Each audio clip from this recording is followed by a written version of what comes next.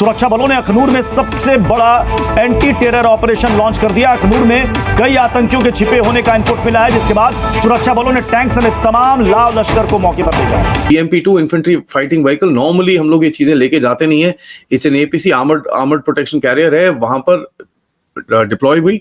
And as a matter of fact जिस तरह का फायर वो चीज खोल सकती है, उससे ऑब्वियसली टेररिस्ट का ठुकना तो बहुत ही जल्द हो जाएगा। वैसे भी आप देख लें, डे 1 से उन्होंने मार्क किया हुआ है हिंदुस्तान को। जिस तरीके के हम लोगों ने बयान दिए हैं, डायरेक्ट कॉन्फ्लिक्ट में गए हैं, तो वो तो वही समझते हैं कि जी न्यूक्लियर पावर पाकिस्तान उनके लिए खतरा है, तो वो तो ये करेंगे। एक पाकिस्तानी आर्मी का SSG कमांडो इसके अंदर था और उसकी बॉडी मिली है, जहां पर उसको अभी ठोका गया है हमारी फोर्सेस की तरफ से। And as a matter of fact वहां पर अभी भी कॉर्डन सर्च ऑपरेशंस चल रहे हैं। पाकिस्तान कहता है, उसका ये कहना है कि भारत ने हमारे खिलाफ साजिश कर दी है। भारत ने एक बहुत बड़ा हिंदुओं और यहूदियों ने एक गेम कर दिया, वरना पाकिस्तान जैसे अजीम मुल्क को कौन मना कर सकता है यार। आज भी ये जो इंडिया स्पेन की बायलैटरल जो जॉइंट स्टेटमेंट आई थी, उसमें आखिरी पैरे के अंदर पाकिस्तान डिस्कस किया हुआ उन्होंने। तो यूके भी सपोर्ट करता है, तो फ्रांस भी आ जाता है, तो जर्मनी भी आ जाता है। तो आप ये बताइए कि इसके साथ कौन है? क्या पाकिस्तान ईरान के साथ खड़ा होगा? क्या सऊदी अरब ईरान के साथ खड़ा होगा? अंदर 3 टेररिस्ट ने इंडियन आर्मी की एक एम्बुलेंस के ऊपर फायरिंग करी। समझ रहे हैं आप? एम्बुलेंस के ऊपर सुबह 7 बजे के करीब में हुआ, शिव मंदिर एरिया के अंदर अखनूर में, जम्मू कश्मीर में, जहां पर 32nd फील्ड रेजिमेंट जो थी इंडियन आर्मी की, उन्होंने कॉर्डन ऑफ करा। JK पुलिस के साथ और CRPF के साथ एक सर्च ऑपरेशन अभी भी जारी है। वहां पर काफी एक्शन हुआ है, कुछ टेररिस्ट के खात्मा होने की बातें आई। भारत ने जवाब कुछ कम नहीं रखा। BMP-2 infantry fighting vehicle, normally हम लोग ये चीजें लेके जाते नहीं है।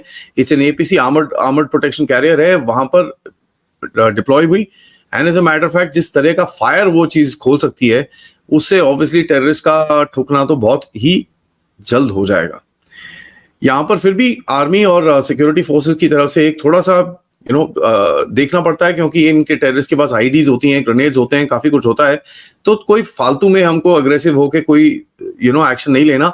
हमको अपने फोर्सेस को प्रोटेक्ट करना है और इनको भी साथ में ठोकना है। नाउ शिवसेना के डोगरा फ्रंट ने एक बड़ा जबरदस्त प्रोटेस्ट करा है जम्मू के अंदर अखनूर के जो मिलिटेंट अटैक में, और ये बोलते हैं बिल्कुल भी एक्सेप्टेबल नहीं है। As a matter of fact वहां पर कुछ विलेज डिफेंस कमिटीज के लोग भी देखे गए हैं उस कॉर्डन ऑपरेशन के अंदर भाग लेते हुए। एंड उनको मैं सैल्यूट करता हूं कि वो भी, देखिए, सिविलियन है, दी एंड ऑफ इट, बंदूक दे रखी है उनको, लेकिन वो भी खड़े हुए हैं वहां पर अपनी जान की बाजी लगा के। That's something that we must appreciate. इस जगह से काफी वेपन्स भी रिकवर्ड हुए हैं और पता चल रहा है कि भैया यहाँ पर एक छोटा सा बेस था जिसको भी फोड़ा गया है। सुंदरबनी के एरिया के अंदर एक कुछ ना कुछ मिला है, जो बेस अभी वो बस्ट भी हुआ है। यहाँ पर थोड़ा पॉलिटिकल एरिया में जाएं तो आपको दिखेगा कि कल परसों में पाकिस्तानी काला दिवस मना रहे थे। ये कौन सा काला दिवस है? कि भाई इंडियन फोर्सेस ने जो पाकिस्तानी रेडर्स थे 1947 में, उनका अटैक प्रिवेंट किया था। तो ये उनके लिए काला दिवस है। ये उनके लिए काला दिवस है जब इनके रेडर्स आके कश्मीरी लड़कियों पे, जम्मू की लड़कियों का रेप कर रहे थे, उनको मार रहे थे, और भारतीय सेना ने जाके उनको रोका। तो ऑब्वियसली उनके लिए काला दिवस होगा।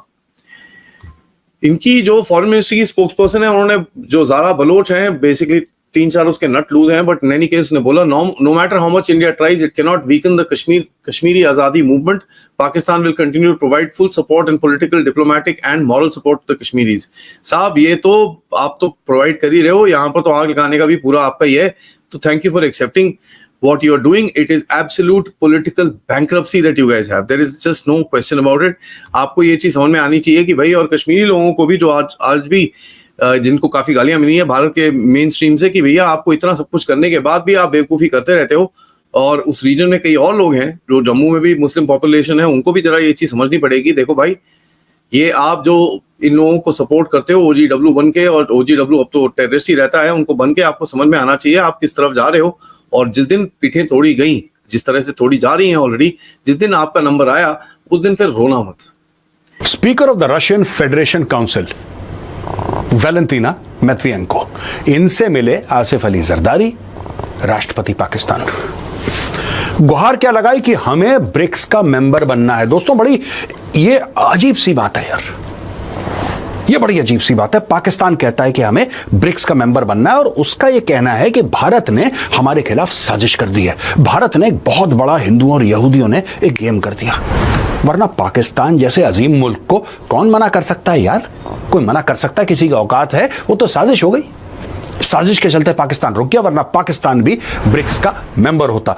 पाकिस्तान के घाव जो है ना, ये ब्रिक्स वाला घाव है, इसके अंदर नमक छिड़का है किसने? अब दोस्तों, Saudi Arab, Iran, Ethiopia, United Arab Emirates, Egypt, Argentina, इनमें से किसी के पास न्यूक्लियर बम तो है नहीं। ईरान के पास भी कंफर्म्ड नहीं है, लेकिन ये सारे के सारे ब्रिक्स के परमानेंट मेंबर बन गए। पाकिस्तान तिलमिला गया। ऐसा कैसे हो सकता है यार?